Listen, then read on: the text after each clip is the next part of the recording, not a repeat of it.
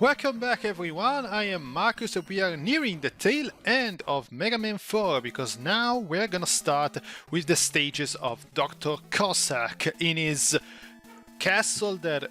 Oh, I realized I might got it wrong in the first part. I think Dr. Cossack might be Russian. I think... Should have been obvious by that freaking name. Okay, enough screwing around, but yeah. We are starting the Dr. Cossack stages and I kinda like this music. Even though it really nails you over the head that it's supposed to be Russian, at this point it might as well be playing the Tetris theme. I don't get these linky enemies, they look dumb. And yes, the reason why I'm jumping so much is because there's ice physics all over the place, and the snow on the ground actually slows you down. So yeah, might be good just to keep jumping in order to get to move at a decent pace in this place.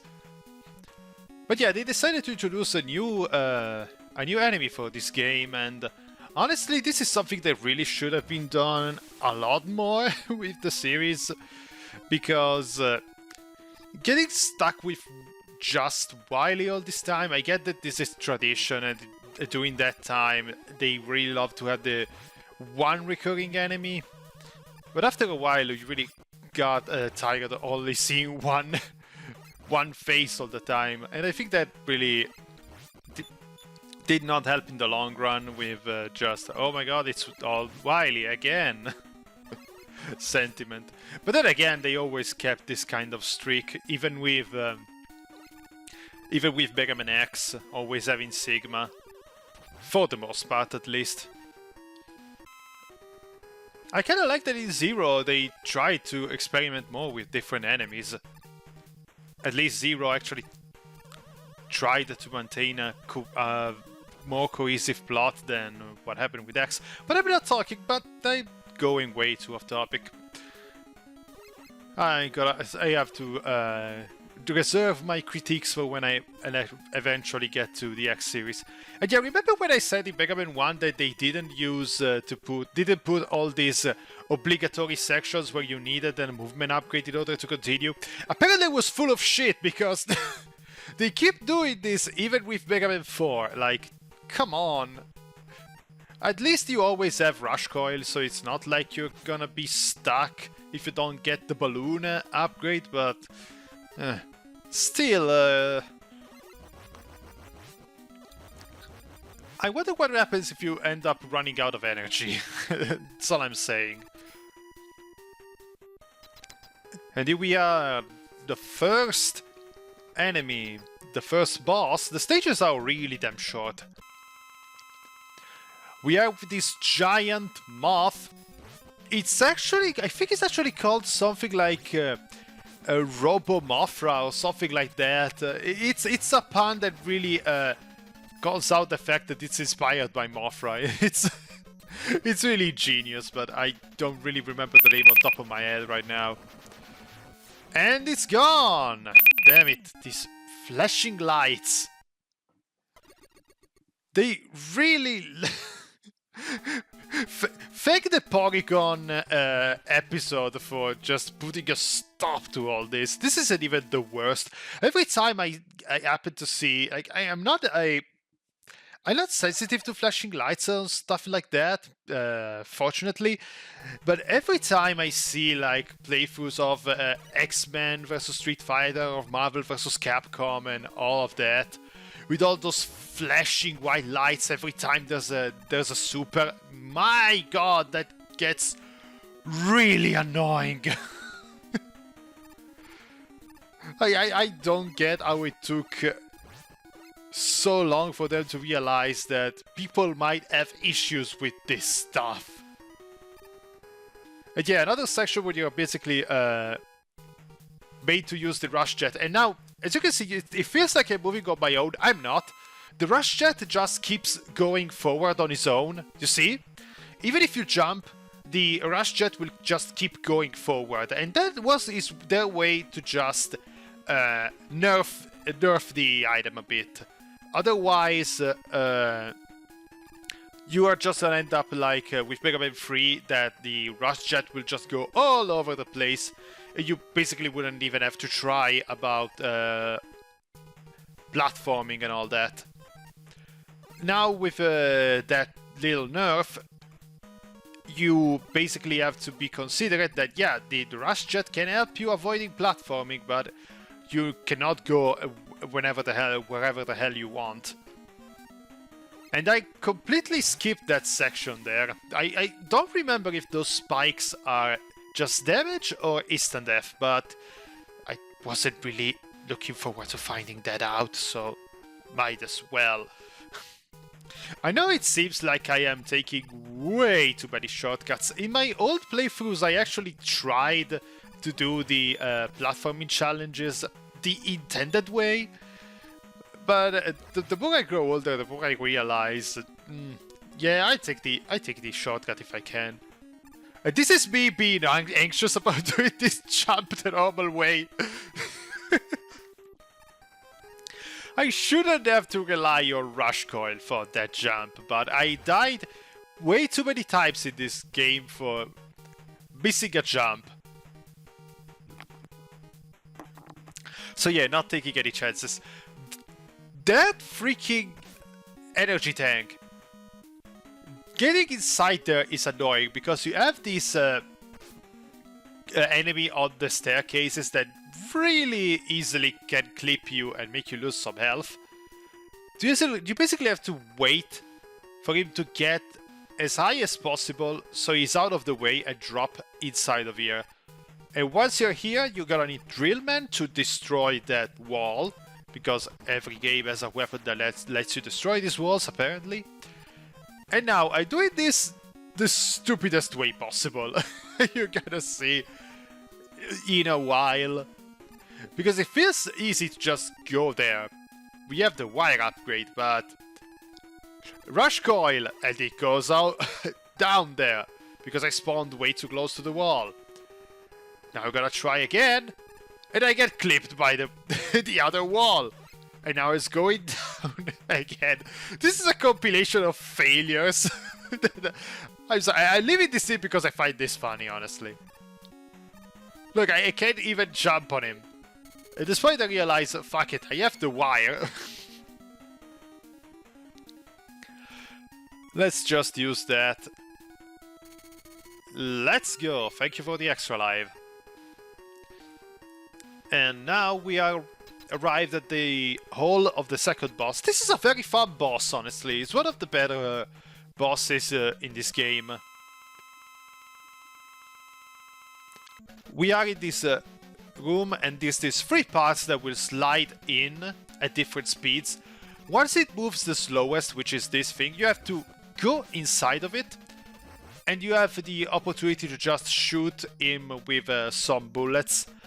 If you time it right and don't get clipped by his attacks, you can basically manage to get at least 3 dust shots in, and you basically get this enemy down a lot quicker this way. It's not really a hard fight, but it's creative. I enjoy the usage of the background and foreground, forcing you to use the slide to get under it. I don't know why it's not going faster. I had times where it will just swoosh in a lot more times before stopping, and it can reach very fast speeds in this section. But yeah, once you go for a while, it's over, and we can basically move on. A fine boss fight, I have to say. I think one of the better boss fights, I think it's in the next game. Sometimes they kind of get on some very boring fights, but this time, sometimes they get very creative. I have to acknowledge that. And now this is a very particular stage because it's an auto-scroller in Megaman. And a very slow auto-scroller at that. This as always is a point of contention in many platform games. I don't like auto-scrollers, I want to go out at my own pace. They are either way too slow or way too quick. Thank you for another extra life. They must have tuned up the drop rate for those things in the Legacy Collection, because otherwise I can't explain how I keep getting all those lives. But yeah, side-scroller is one of those tropes in video games that always tend to be disliked, especially when it comes to platformers. It's either that, or the water stages, or the stages that reverse your control, the stages that do the anti-gravity. Basically, every stage that involves anything more than just going forward seems to be pretty much hated by everyone.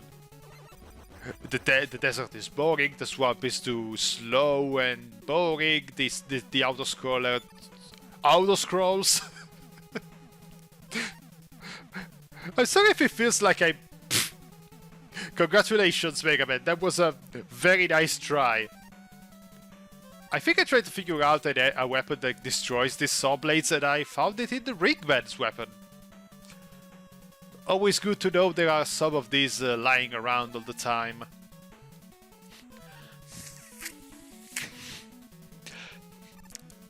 And we have another side-scroller section. We have our version of the disappearing, reappearing blocks. This just keep going upward. And you have to be careful, because otherwise it ends up like this! And you die! That wasn't my best performance, I have to say.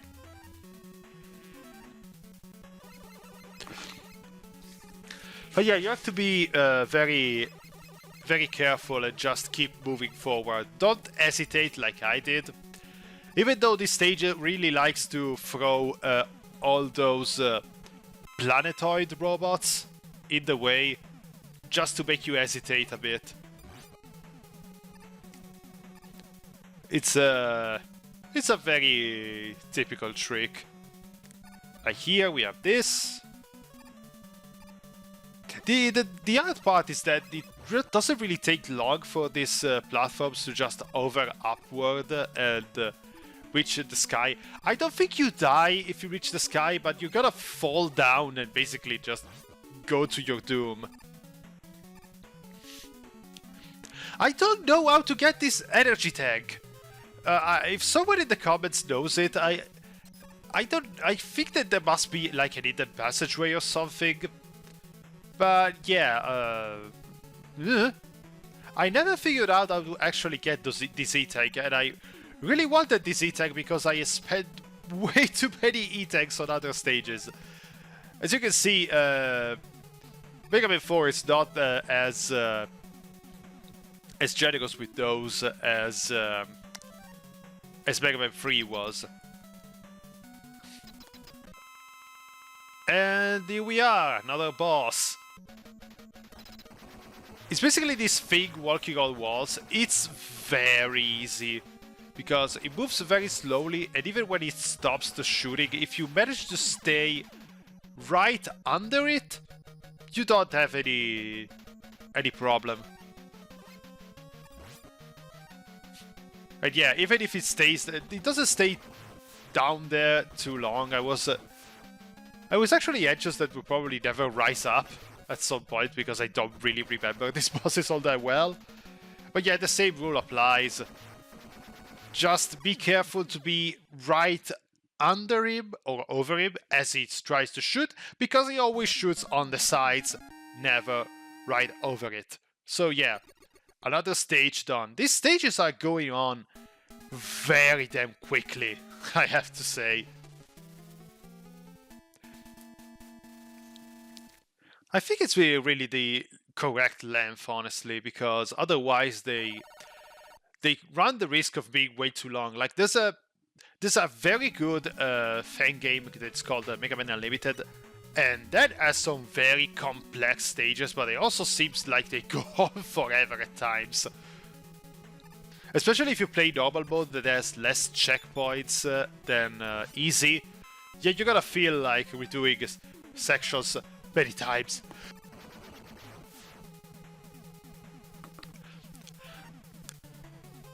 And this is another stage that has some alternate pathways. This is something that they really should explore more. I like having multiple pathways in platformers like this, especially because they give you opportunities to explore more, even if you most likely end up following the easiest path at times, depending on your playstyle. At least having the option is fine.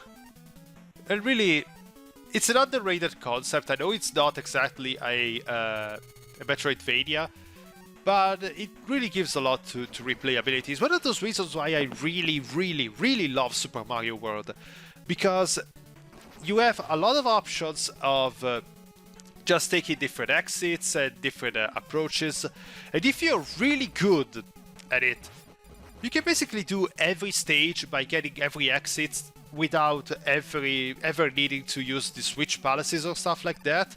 And it becomes really damn fun to just go special secondary route only run. That is very fun. At least it is for me. I don't need to get all the exits all the time. Just sometimes I just need to practice my own personal route in order to get to the end. And speaking of the end, we have reached Dr. Cossack. And he's fighting us with a giant UFO catcher? At least this is what it looks like. But yeah, man, if you like UFO, yeah, it does look like a UFO catcher. Maybe he's a big fan of Yakuza, just like me. And this fight is not hard, but as you can see, if you're not careful or too reckless like I am at this moment, you kinda have this issue. Oh, hi, Proto-Man. Who's this girl? Please, Megaman, don't! My father is not really evil! Dr. Wily took me hostage and forced my father to fight you! Please, Megaman, don't hurt my father anymore! Oh, Kalinka! Father!